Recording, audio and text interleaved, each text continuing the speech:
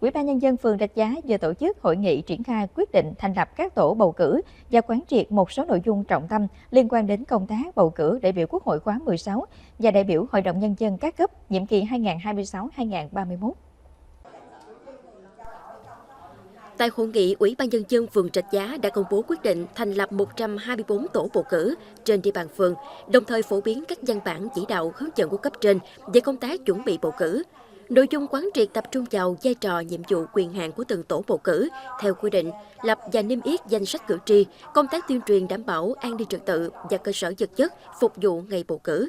Ủy ban Nhân dân phường Rạch Giá yêu cầu các tổ bầu cử nêu cao tinh thần trách nhiệm, thực hiện đúng quy định của pháp luật, phối hợp chặt chẽ với các ban ngành đoàn thể để đảm bảo cuộc bầu cử đại biểu Quốc hội khóa 16 và đại biểu Hội đồng Nhân dân các cấp nhiệm kỳ 2026-2031 diễn ra thành công, an toàn, dân chủ, đúng luật.